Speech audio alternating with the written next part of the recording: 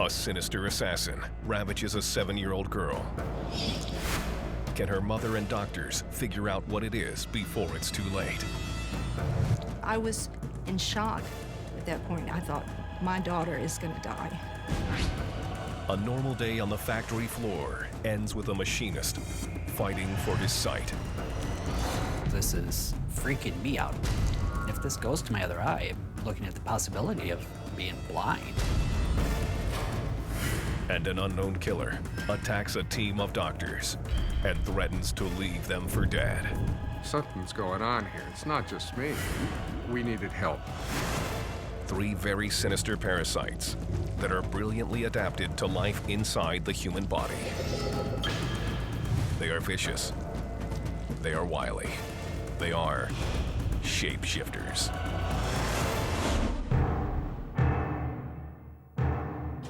Worms invisible to the human eye. Insects thirsty for blood. Microscopic amoeba.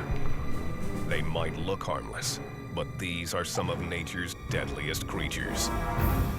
They can hijack our bodies, disable our immune systems. They are parasites. But to those infected, they are the monsters inside me. Parasites are organisms that depend on other living organisms called hosts for their food and survival. And some of the most successful parasites are capable of surviving in a range of different environments. In the air we breathe, the food we eat, and in the ground we walk on. And as their environment changes, so do the parasites. All parasites need to be able to take advantage of their hosts. But some parasites can't do that when they're first ingested. It's only after they go through a complete physical transformation that they become a threat. And when these shapeshifters do change form, they can devastate a host from the inside before the host even knows they're there.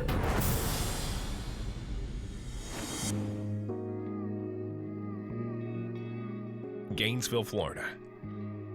In 1997, Lori Roberts is a 42-year-old court reporter living with her daughter, Manisha. We love living in Florida because of the weather. We don't like cold weather.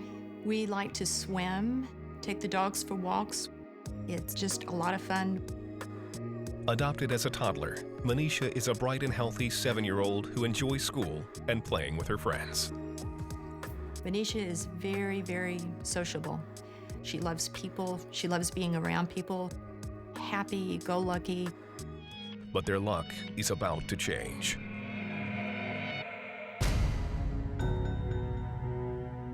One night in April, Lori is setting the table for dinner when Manisha says something that worries her. She said, "Mommy, my head hurts." So I said, "Where does your head hurt?" And she pointed to right here. It hurts like right here. And she was very specific about where it hurt. She was so very insistent. It's like my heart skipped a beat. I felt like something might be wrong, and I was worried.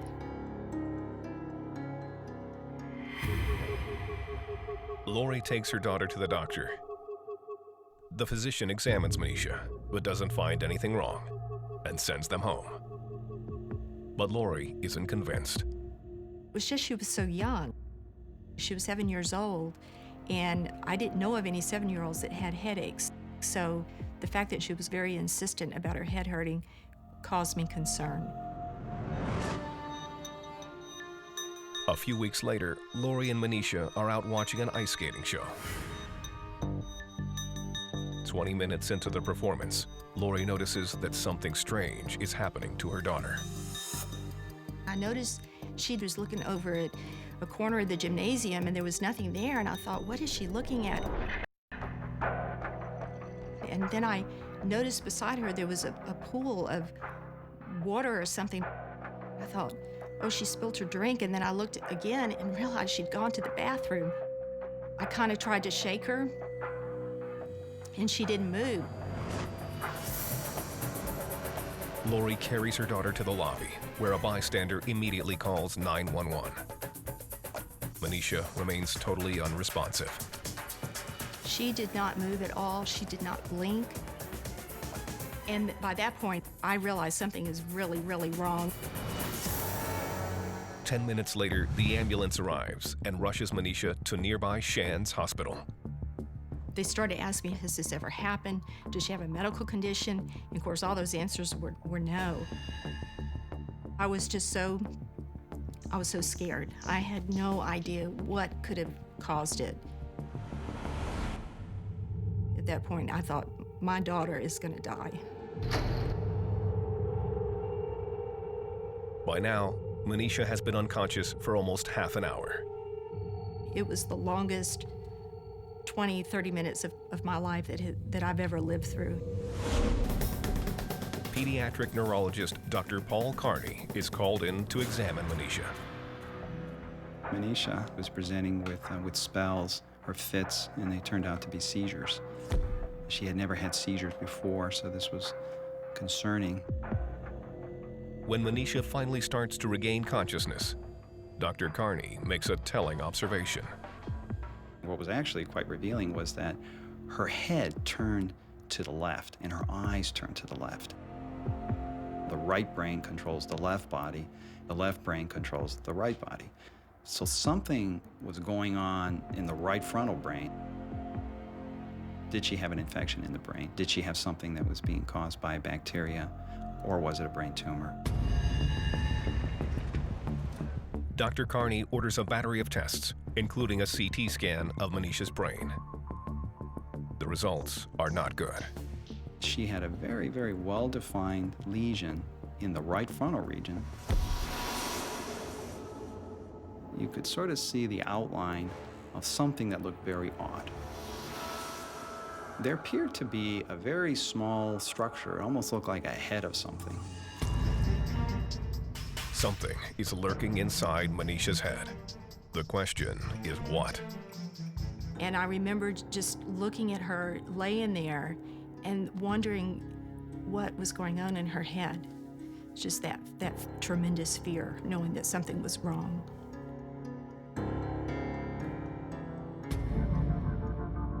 The scan is so unusual that Dr. Carney seeks a second opinion. He sends the images to Dr. Margaret Hostetter, a leading infectious disease specialist at Yale University. We were able to review all the scans that had been done in Florida. We could see that it was a walled lesion with fluid inside. The unusual appearance of the lesion gives Dr. Hostetter a clue as to the cause of Manisha's seizure. But to be certain, she needs to perform more comprehensive tests. I said, you know, I don't mind bringing Manisha up there if that would help you. And she said that would be wonderful if we could actually do some very detailed cuts on the MRI. And so we immediately made our plane tickets to fly up to Yale like within a week. I mean, this is my baby. I was terrified. I was afraid I was going to lose her.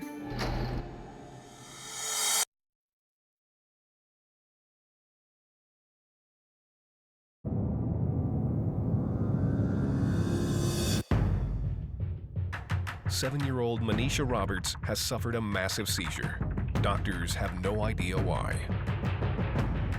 Desperate to find out what is wrong with her daughter, Manisha's mother, Lori, turns to infectious disease expert Dr. Margaret Hostetter of Yale University. For the next 3 days, Dr. Hostetter and her team subject Manisha to a battery of tests. Finally, Dr. Hostetter calls Lori into her office.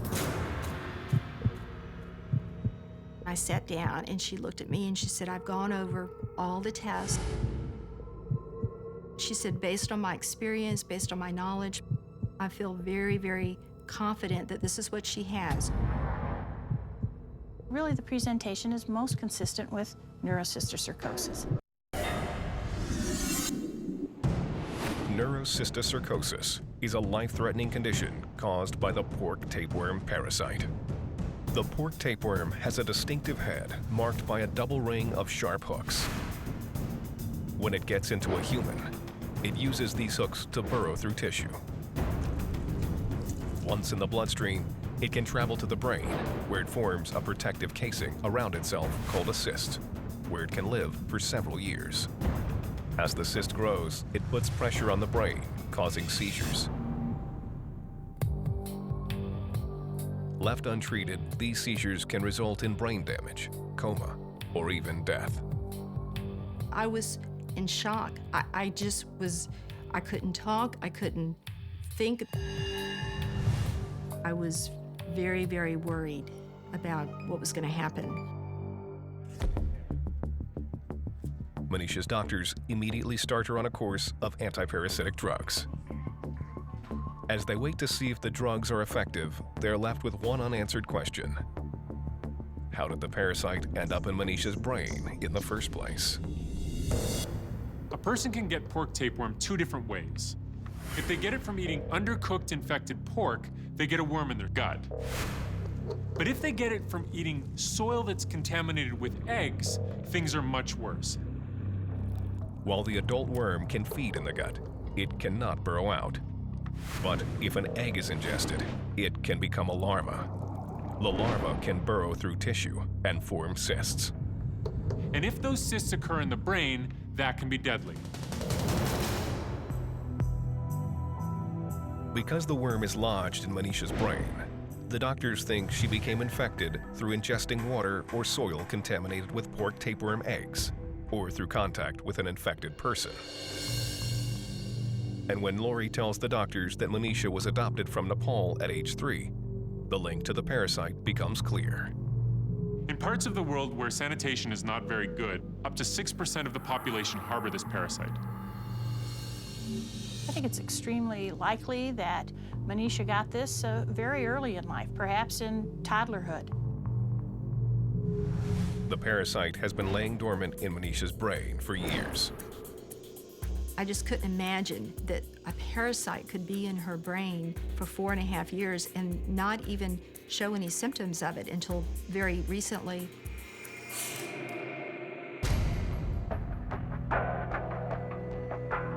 Six months later, back in Florida, Manisha completes her full course of medication.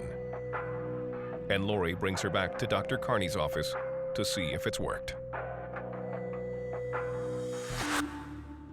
We were fairly convinced after repeated brain MRIs that the worm was killed. She's had no further seizures, and she should have an excellent outcome.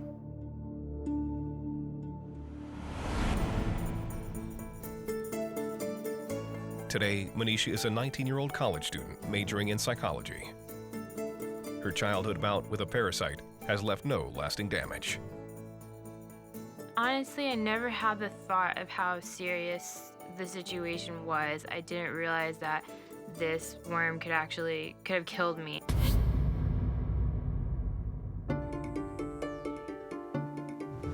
After Manisha's recovery, Lori adopts her second daughter, Joy, from Vietnam. The day she was handed to me, I took her to the doctor's office and I said, I want her dewormed because the chances are good that we could have avoided all of this had Manisha been dewormed. In spite of the ordeal, the experience has given Manisha a unique perspective on life. If I had not been adopted and I was still in Nepal, I would have died from this tapeworm. But the fact that I was brought over here and they caught on to what it was and they were able to get rid of it is an amazing thing. In the U.S., about 1,000 people each year are found to be harboring the pork tapeworm parasite. In most of those cases, the initial infection occurred overseas. Travelers to less developed countries should be sure to drink bottled water, eat food that is prepared in sanitary conditions, and avoid undercooked pork. The pork tapeworm goes through several different stages in its life cycle. It lives as an adult worm, as a larva, as an egg, and as a cyst. And it's the fact that it goes through these radical transformations